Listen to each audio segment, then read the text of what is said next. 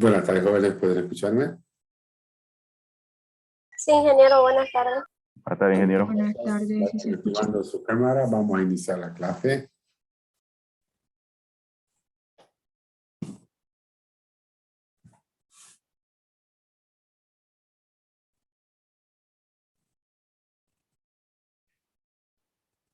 Vayan sacando sus apuntes, por favor. Van a tomar nota de lo siguiente.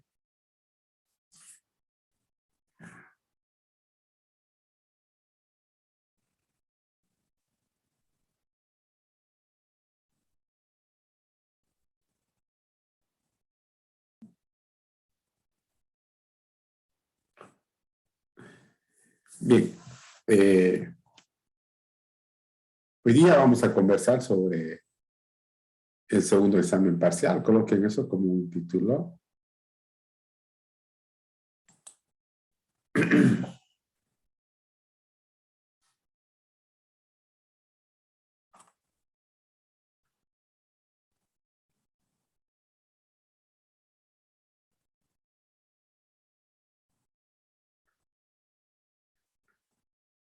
Bueno, como saben, dentro de lo que es el desarrollo de la materia, tenemos dos exámenes parciales. Y uno de ellos ya lo hicimos. Vamos a trabajar sobre el segundo.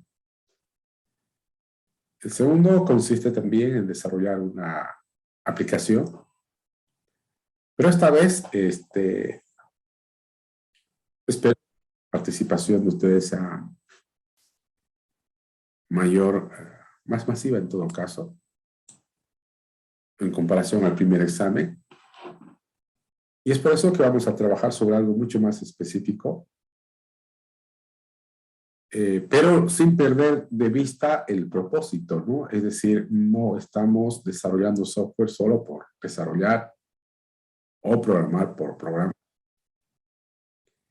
Hemos definido algunos aspectos bastante claros en cuanto a lo que viene a ser los lineamientos de la materia, que están basados en los tres elementos centrales, ¿no? La calidad en el producto, la productividad en el proceso, y con un grado bastante, o énfasis en todo caso, bastante fuerte en lo que se podría denominar como innovación.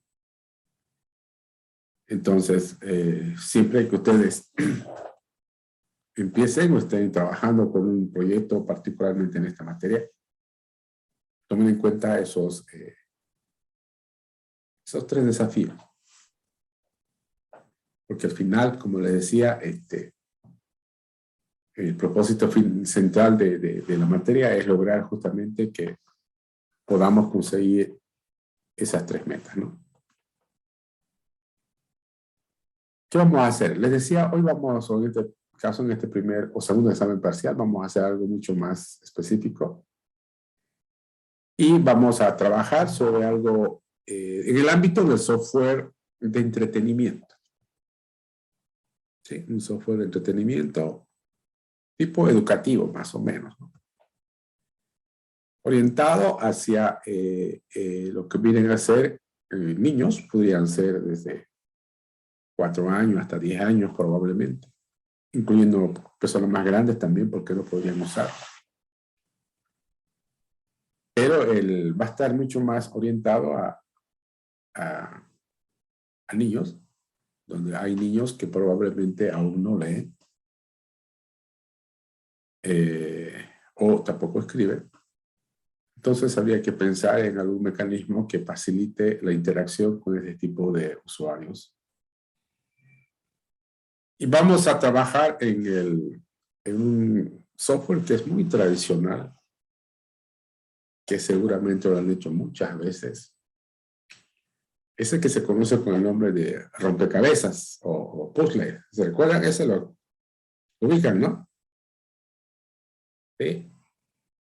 Entonces vamos a trabajar con ese tipo de aplicación. Como ustedes recordarán, este tipo de jueguito es básicamente crear una imagen, vamos a suponer una foto. Y la aplicación tendría que descomponerla parámetros que se hubieran definido, ¿no? En términos de cantidad, por ejemplo. Podemos hablar de una especie de un tablero que tenga, no sé, 4x4, 8x8, depende, ¿no? ¿De qué tamaño? En términos de la granularidad de las piezas. Por otro lado, también la forma de las piezas, ¿no? Podrían ser formas homogéneas o como también, ¿no? Entonces, en teoría del software, por un lado, hace esa descomposición de la imagen y habilita un lugar donde los usuarios empiezan a armar el tablero, ¿no? O el rompecabezas. Van a haber seguramente funcionalidades muy típicas, como por ejemplo, manejar una especie de un ranking, o scores, o probablemente también vamos a tener niveles del juego, ¿no? Nivel simple, intermedio, avanzado, no sé. Junto a eso, la aplicación seguramente va a tener algún tipo de interacción muy orientada a niños, sobre todo. Y como ven, hasta ahí, obviamente no hay ninguna novedad, ¿no? Es decir, es un clásico jueguito, que como le decía hace rato, probablemente para muchos ha sido uno de los primeros juegos que hayan hecho como desarrolladores. Tal vez lo han hecho en algoritmos o materias como esas.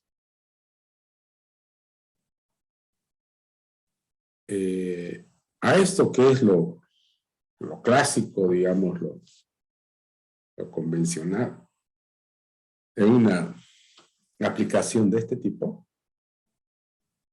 Desde el punto de vista de la materia, le vamos a agregar dos características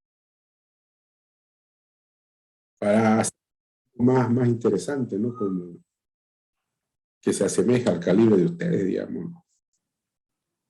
Porque así como está, obviamente no representa mayor desafío. Y aquí va la primera. O sea, sobre esto que es el clásico software de entretenimiento como un puzzle o rompecabezas, lo que vamos a hacer en primera instancia es posibilitar que dos o más niños simultáneamente puedan armar el rompecabezas. ¿Entiende? Es decir, algo parecido como al primer examen parcial. En vez de que haya una pizarra, en este caso es una especie de un tablero, donde los niños van colocando las piezas en el lugar que corresponda. Obviamente se supone que no existe turnos, es decir, no es me toca o te toca, sino más bien lo vamos a hacer que sea de forma espontánea. El niño el usuario que vea conveniente agarra, mueve y coloca la ficha y seguramente una manera de controlar quién gana puede ser el que coloca más piezas correctas. Habría que tomar algunas medidas por ejemplo, como el hecho de que si agarra un niño y coloca una pieza en un lugar incorrecto, que no solamente no sea válido, sino que pueda significarle un descuento de los puntos que tiene, para que no coloque por colocar, pues, ¿no? Y también hay que pensar en situaciones de concurrencia. Podrían dos niños simultáneamente querer agarrar la misma pieza para colocarla Y entonces ahí hay que trabajar. En teoría tendría que hacerlo un solo niño, pero también ahí cuando él pincha o toca la pieza, debería tener un tiempo determinado para poder colocar en el lugar que él vea conveniente, ¿no? Entonces, esa es la primera novedad, llamémoslo así. La posibilidad de que más de un niño, de forma simultánea, puedan estar armando el mismo tablero. O sea, es el mismo tablero, no es que cada uno tiene su propio tablero. Un solo tablero donde todos los niños están haciendo lo mismo. Si un niño mueve una pieza, todos los niños ven. Si el otro coloca una pieza, también los demás niños miran y así. O sea, la misma idea que hicimos en el primer examen parcial en cuanto a lo que era el diagrama basado en C4. Se supone que en este tipo de aplicación va a haber alguien que se puede denominar anfitrión. ¿Sí? El anfitrión, que es lo que hace, en teoría, crea el juego y genera las invitaciones, digamos, o formas de cómo los demás usuarios se van a conectar. Y podrían armar, no sé, eso ya se los dejo a ustedes, podrían armar algún tipo de, hasta de campeonato, si fuera necesario, o simplemente jugar de forma espontánea y no es más. Pero lo fundamental en este punto es el permitir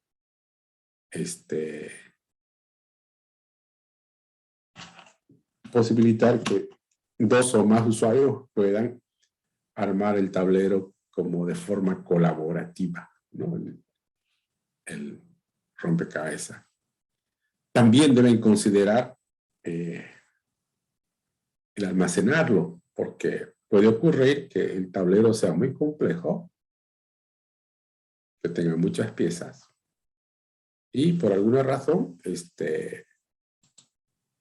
se necesita parar de jugar, pero cuando vuelva a reacción en otro día, se debería poder continuar recuperando, obviamente, en la instancia anterior en cuanto al progreso que se hubiera realizado en el armado del tablero. Entonces, hay una necesidad de pensar en persistencia de los datos, ¿no? Entonces, ¿podrían ustedes agregar algún mecanismo de comunicación entre los usuarios? Pero no es algo que incide en el caso que no lo tenga. Lo fundamental es eso. Ahora, sí podrían y deberían pensar en agregarle ciertas características que faciliten a los usuarios el uso del software, dado que podían ser, como les decía, niños que probablemente no escriben o no leen aún todavía, y sin embargo podían usarlo sin mayor problema. O el software podría estar planteado de distintas maneras dependiendo del tipo de usuario, ¿no? Entonces, esa vendría a ser la primer, llamémoslo, novedad que se le va a agregar a este clásico jueguito del puzzle, ¿no? O rompecabezas. Vamos con la segunda. La segunda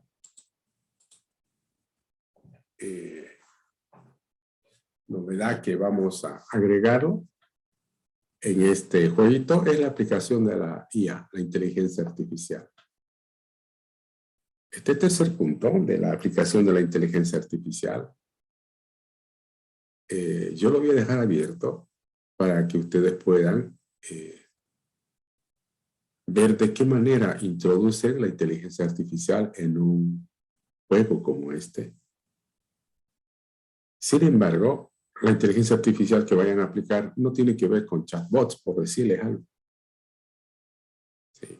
Yo les voy a plantear dos sugerencias de cómo podrían, o qué podrían en todo caso, aplicar desde el punto de vista de IA en una aplicación como esta.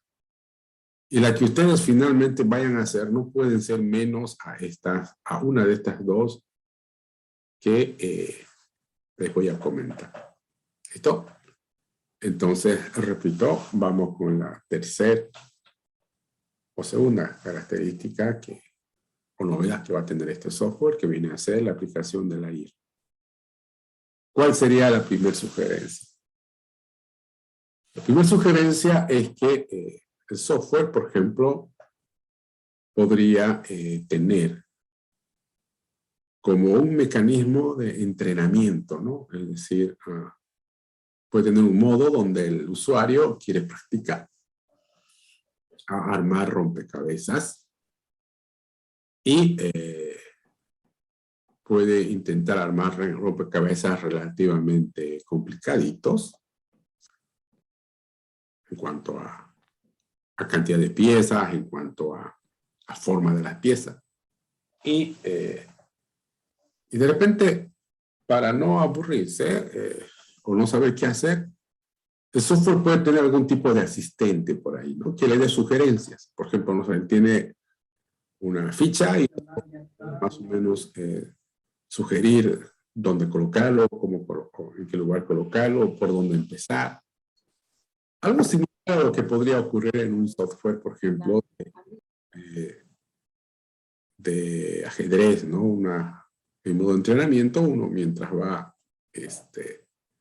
aprendiendo, el software, más allá de guiarle cuáles son los movimientos posibles que puede hacer una pieza, en plena partida de ajedrez, el software podría sugerirle cómo mover una pieza o dónde colocar en base a algún tipo de estrategia. Pero obviamente en el ajedrez pues eso es muy complejo. En cambio acá lo vamos a hacer mucho más sencillo. Obviamente que sí, seguramente van a tener que definir por algún tipo de heurísticas o cosas por el estilo que les permita hacer este tipo de sugerencias.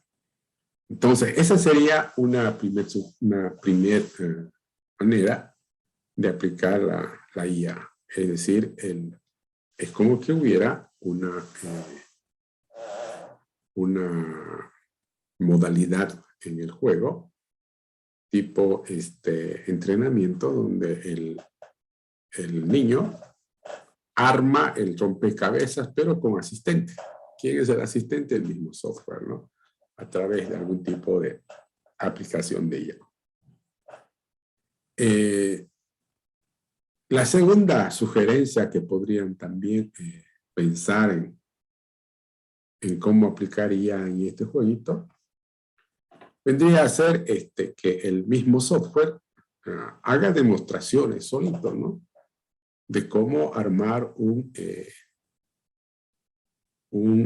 rompecabezas, ¿no? Al software se le entrega una imagen, se le especifica seguramente la manera de cómo se van a descomponer las piezas. Y el software, como una especie de, llamémosle, de tutorial, podría más o menos armar las piezas paso a paso para que el alumno lo vaya, o el usuario lo vaya viendo. Si se les ocurre otras maneras de implementar IA, están libres de hacerlo. Pero el punto es que la segunda novedad que va a tener la aplicación es la implementación de la IA. Pero repito, la IA no van a decir que está implementada si presentan, por decirles, un chatbot o cosas por el estilo.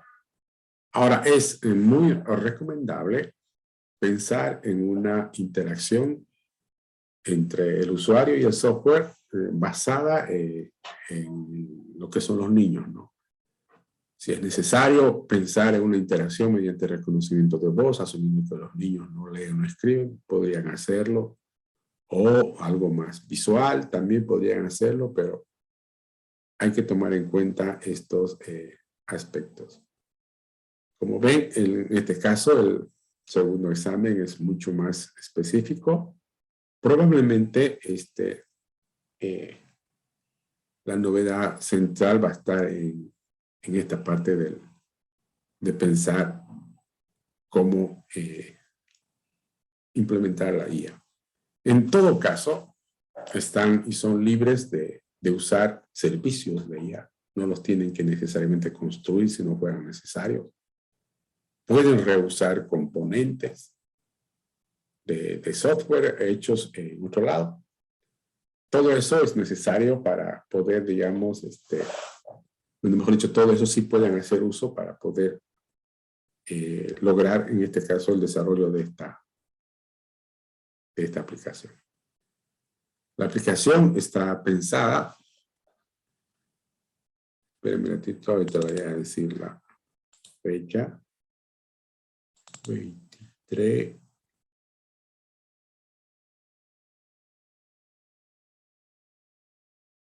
Van a tener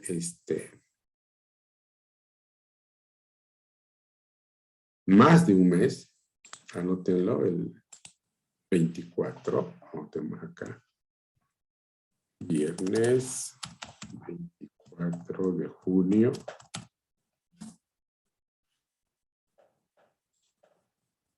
El viernes 24 de junio estamos hablando más de un mes para que lo puedan presentar, ¿no? El tiempo parece bastante lejos. No se dejen sorprender por el tiempo. A veces uno ve que el tiempo está lejos y no hacen nada y luego a último momento probablemente van a intentar y ahí es donde aparecen las complicaciones. Se supone que el examen es estrictamente individual. En términos de lo que viene a ser qué tipo de aplicación van a realizar, también va a ser algo libre, es decir, pueden hacer solamente web o pueden hacer solamente móvil. En este caso, con seguridad, probablemente lo más recomendable es que sea móvil por las características del tipo de software. Pero, esperen un ratito.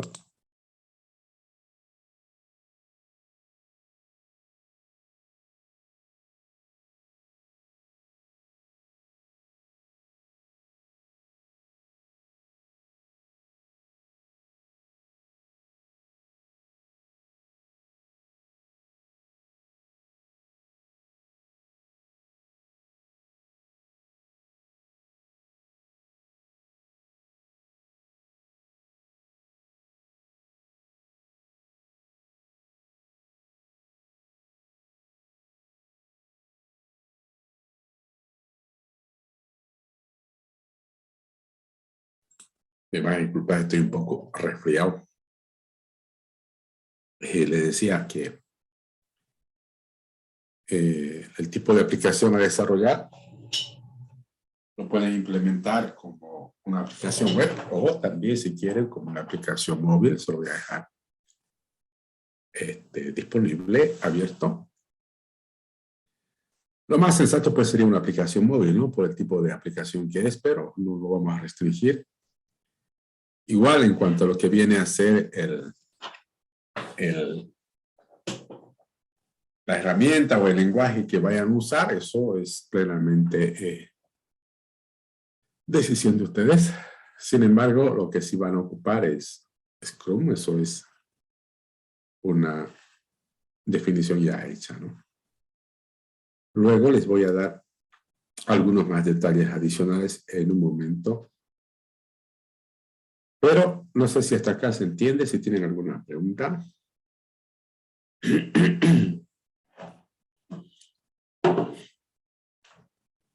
Cuando dijo 2 o más niños pueden armar el mismo rompecabezas al mismo tiempo, ¿se le puede poner una restricción, digamos, máximo 4 o algo así? A ver, de nuevo su pregunta, Luis, por favor. En la funcionalidad añadida que nos dio la primera, que decía que, o sea, 2 o más niños o usuarios pueden armar el mismo tablero al mismo tiempo, pues se le puede poner una restricción, digamos, no sé, 4 usuarios al mismo tiempo y no más. O Sí, sea, como regla del juego, colocarlo, digamos, ¿no? o algo así. Sí, sí, pueden colocarlo. El tema es que por lo menos permita unos 3 o 4 mínimo, ¿no? Ahora, máximo ya pueden limitarlo si ustedes ven que eso es una limitante o conveniente, no habría mayor problema.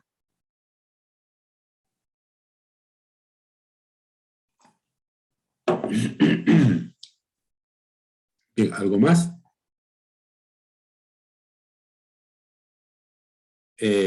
A ver, vamos entonces complementando con algunos detalles. Me imagino que desde el punto de vista del software no hay mucho que hablar, es algo muy puntual, muy específico. Inclusive van a encontrar un montón de aplicaciones de software libre ya hechas que hacen implementado prácticamente el puzzle. Ahora, sobre eso obviamente ya podrían colocar una infraestructura para que permita, una arquitectura en todo caso, para que permita armar de forma colaborativa el tablero y luego ya pensar en cómo extenderlo con la IA, porque estoy seguro, y es un hecho, que no solamente van a encontrar aplicaciones ya hechas con código y todo sobre tableros o puzzles. Es más, estoy seguro que ustedes mismos lo han hecho. Todos lo hemos hecho. Es parte de los... Cuando uno aprende a programar, siempre que hace un juego y lo primero que piensa son cositas como esta. Entonces, en lograr que el software funcione como un tablero normal de puzzle, eso está hecho. O sea, no hay que perder esto. Lo que hay que pensar es en cómo reusar lo que hay para de repente darle o mejorar la productividad del desarrollo. Por ello es que no voy a habilitar la cámara un ratito, por favor, estoy con un problemita.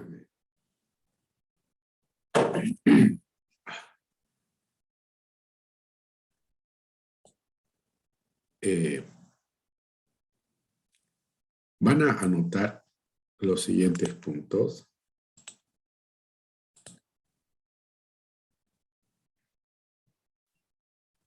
Como fundamentación.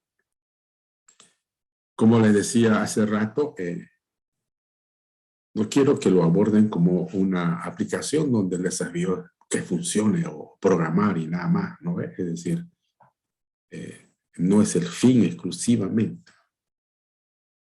A través del desarrollo de esta aplicación, deberíamos conseguir varias cosas. El primero, lograr generar un producto de calidad. Lograr ocupar un proceso que nos permita acelerar la productividad. Y obviamente también en agregar ciertos tipos de características que hagan que la aplicación tenga un cierto nivel de innovación. Eso queda totalmente claro. Sin embargo, no hay que dejarlo nomás en intenciones, pues, ¿no? Entonces hay que escribir. Y para eso, como todo, van a elaborar un documento. Y ese documento va a estar compuesto por los siguientes puntos y vayan anotándolo.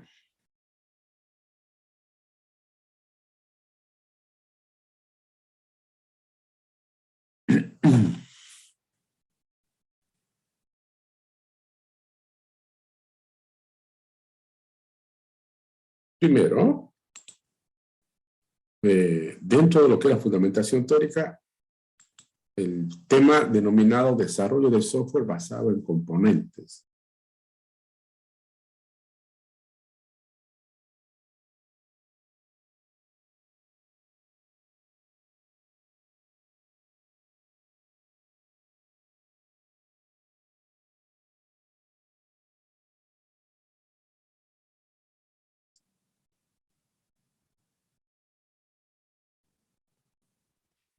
Desarrollo de software basado en componentes.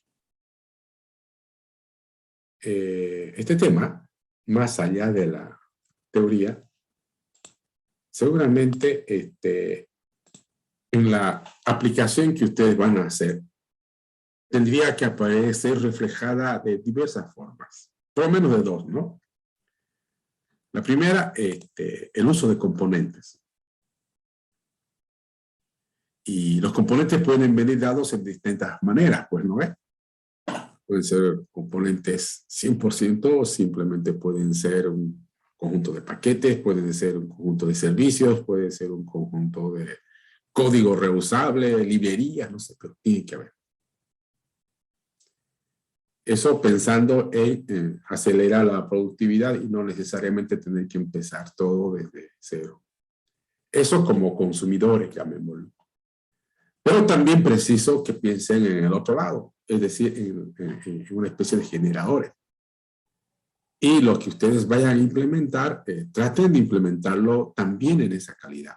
En cualquier nivel, un componente 100%, no sé, un paquete, una librería, un código reusable, pero tiene que tener un nivel definido de, un nivel bastante claro de reusabilidad. Ustedes saben que, por ejemplo, si nosotros queremos generar cierto tipo de componentes, hay que respetar o formular en todo caso una interfaz que permita que ese componente sea fácilmente integrable con otros proyectos. Entonces, para eso es preciso que revisen la teoría del desarrollo de software basado en componentes y luego lo apliquen haciendo ambas cosas, ¿no? Usando y también generando. Cuando hagamos la presentación, seguramente una de las preguntas que les voy a decir cuando me muestren su código va a ser esa, ¿no? ¿Qué componentes ha usado? Y por otro lado, ¿qué es lo que ha hecho para que finalmente lo que ustedes han escrito termine también siendo reusable por otros o por ustedes mismos en un futuro? Ese es el primer punto, ¿no? La fundamentación de la fundamentación teórica. El segundo punto, arquitectura del software. Hablar de la arquitectura del software, como ustedes saben, es hablar de lo que nosotros conocemos como la manera, la forma de realizar dos cosas en el ámbito del software. Por un lado, organizar el código, bastante claro a nivel interno. Puede ser que lo organicen en capas o de otra manera. Y por otro lado, también precisamos mostrar la infraestructura que se requiere para poner en marcha o para desplegar el software. La arquitectura siempre va a buscar que la solución sea escalable, sea flexible, que permita que el software pueda evolucionar en el tiempo. Y en este caso, cobra mayor notoriedad, por ejemplo, porque tenemos una aplicación que va a tener una interacción muy alta entre los, no sé, me imagino que una de las maneras de implementarlas, por ejemplo, podría ser a través de sockets. Podríamos tener un lado que es el socket cliente, que podría ser un código, y por otro lado el socket en el lado del servidor, que seguramente va a ser otro código, y que sin embargo van a estar interactuando. Entonces, el siguiente punto es arquitectura del software. El punto número 3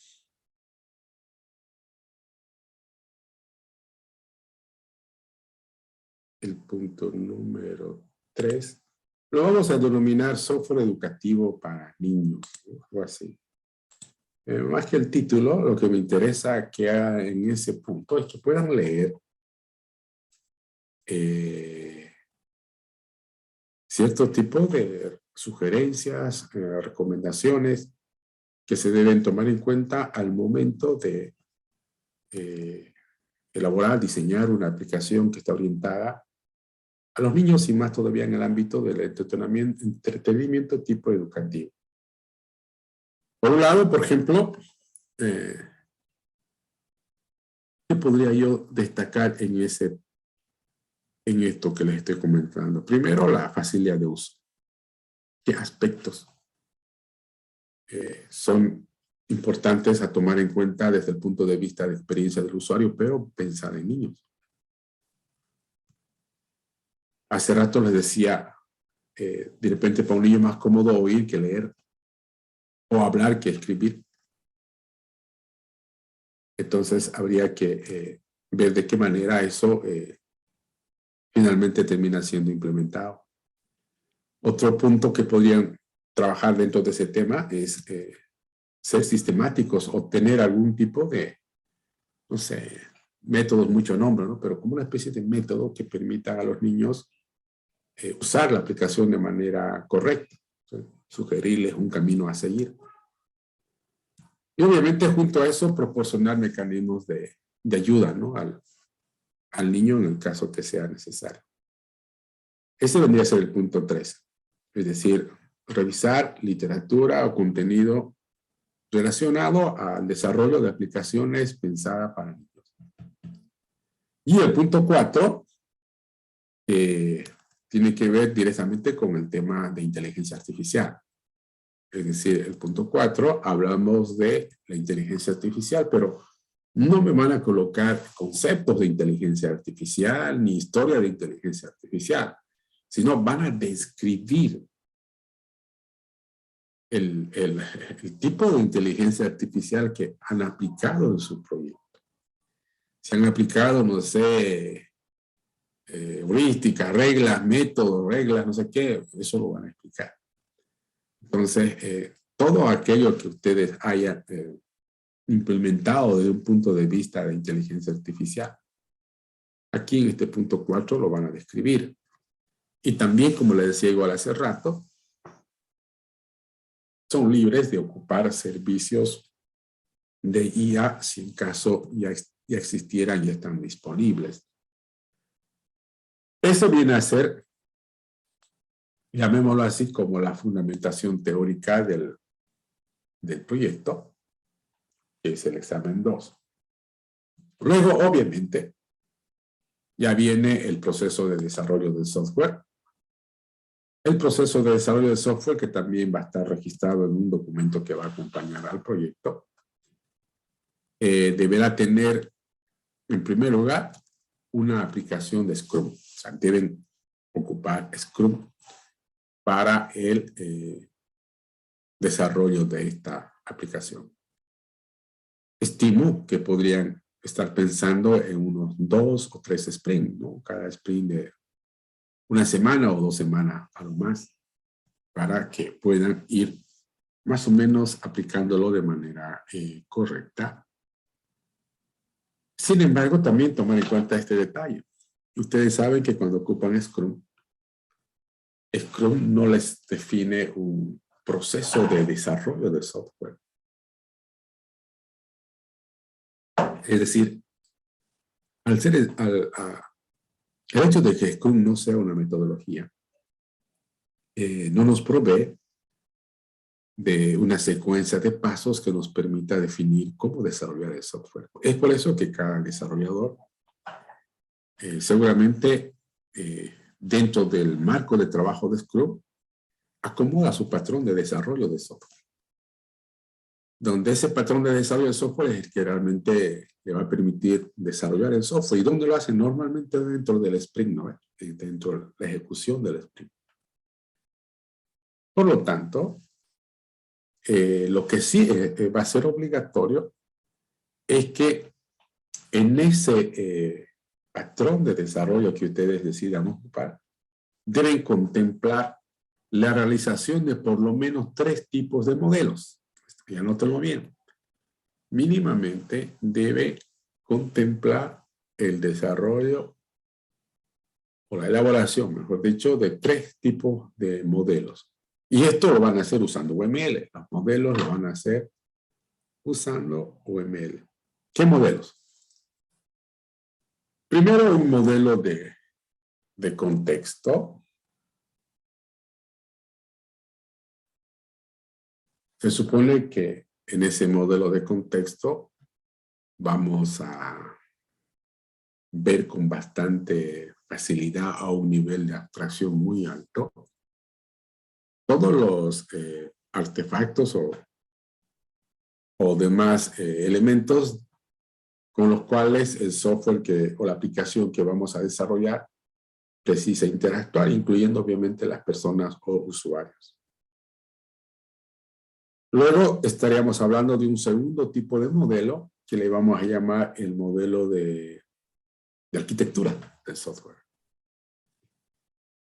Y en ese modelo de arquitectura del software vamos a destacar dos vistas, llamémoslo así. En el fondo van a ser dos diagramas distintos, pero que modelan la arquitectura, pero con diferentes vistas, ¿no? Primero, un modelo que nos muestre la organización o la estructuración del código. Cómo está estructurado el código de la aplicación. Una posibilidad sería un diagrama de paquetes, en el cual esté encapsulado seguramente un conjunto de código y probablemente va a estar organizado en capas. Entonces vamos a tener una idea bastante clara de cómo se estructuró el código a través de dicho diagrama. Y segundo, tenemos un diagrama de despliegue. En ese diagrama de despliegue deberíamos ver por lo menos tres elementos bastante claros. Primero, todo el diagrama representa la infraestructura requerida para que la aplicación corra. Ahora, esa infraestructura, le decía, podría tener tres elementos. El primero, a nivel de hardware.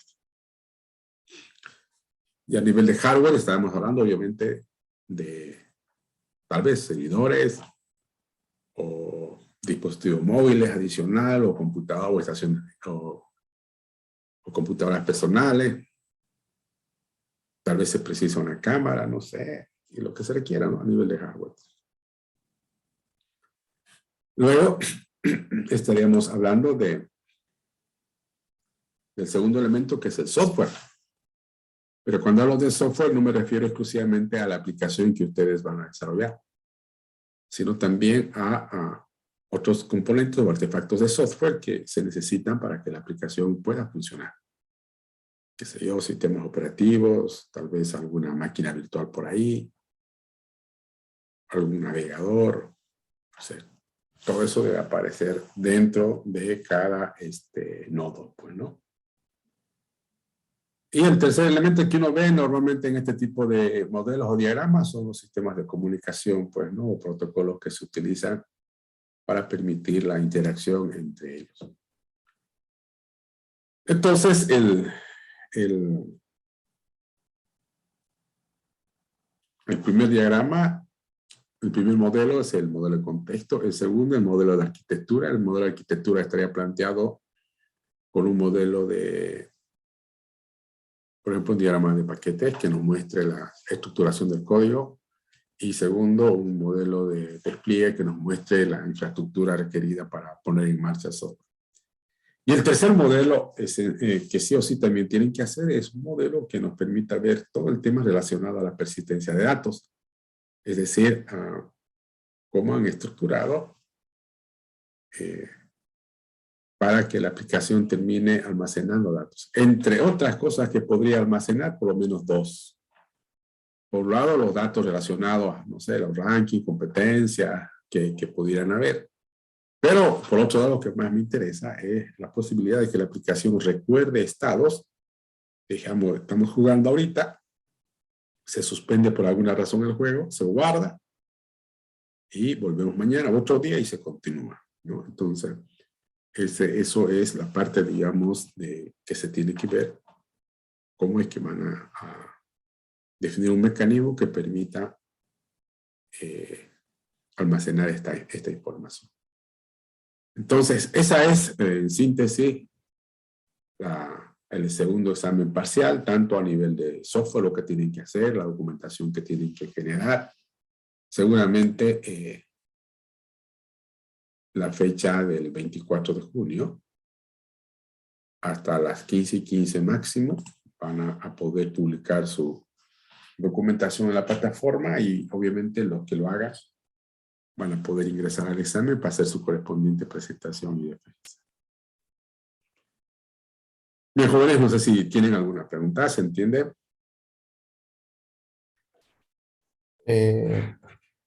¿Podría explicar un poquito de nuevo el tema del modelo de contexto?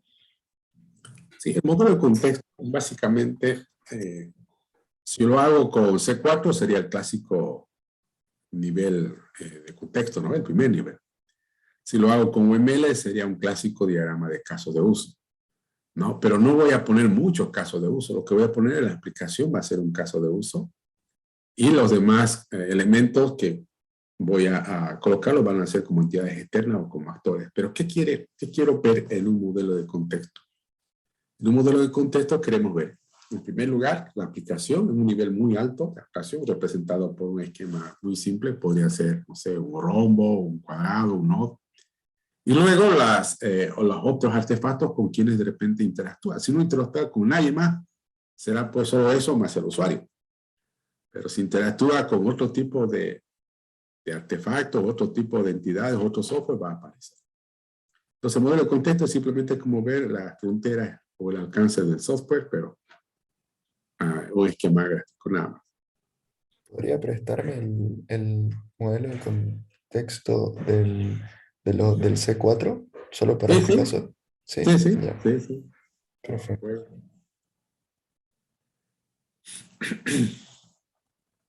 ¿Alguna pregunta más? Yo creo que esta vez sí ya voy a ver por lo menos al 80% del curso, ¿no es cierto? En el examen, sí. Esperemos que sí, porque ya no sé qué más hacer. Pues no sé, ya por último creo que voy a pedir que hagan la ecuación cuadrática para verlos a todos, ¿no? Porque entonces, van a tener algo más de tiempo para empezar a trabajarlo, y eso que no signifique que descuiden el proyecto de la materia. Tienen que seguir trabajando con el proyecto de la materia. Las fechas de finalización del semestre lo saben, así que vayan controlando, manejando eso. Bueno, pues jóvenes, no sé si tiene alguien más alguna pregunta antes de cerrar la sesión. Ingeniero, disculpe, las herramientas pueden ser a elección de nosotros. Sí, es lo que le decía hace rato, ¿no? Ustedes eligen todo. Lo único que no van a elegir es el proceso o el marco de trabajo. El marco de trabajo a usar es Scrum. Todo lo demás son libres para hacerlo. Inclusive, les decía, pueden retomar algún proyecto de ustedes o de otro hecho en alguna parte del mundo que ya hace el puzzle premorativo.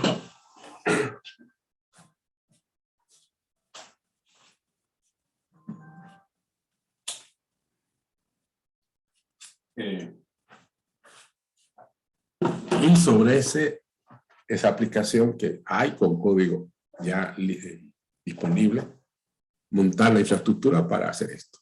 Lo que sí, como siempre, asegúrense, y eso les voy no debería resaltarles, pero es mejor hacer. Es un examen. Y cada quien tiene llamémoslo así, una solución particular. Dos aplicaciones iguales es como copiar un examen y pues quedan anulados, ¿no? Bien, ¿alguna pregunta más, jóvenes? Disculpe, bastante, el juego es parecido a un puzzle, como dice. Claro, es un puzzle, pues, ¿no? Es un puzzle, es un rompecabezas. Ya. No es fijo, ojo, no eso, me imagino que se dan cuenta, no es que va a ser 4x4 o 3x3 o 2x2, todo eso es variable, pues no se configura, el usuario decide cómo lo hace, o ustedes establecen niveles, ya ustedes más que nadie saben cómo son este tipo de jueguitos. Bueno, con ustedes entonces nos estamos viendo el día viernes, ¿ok? Hasta luego, jóvenes. Hasta luego, ingeniero.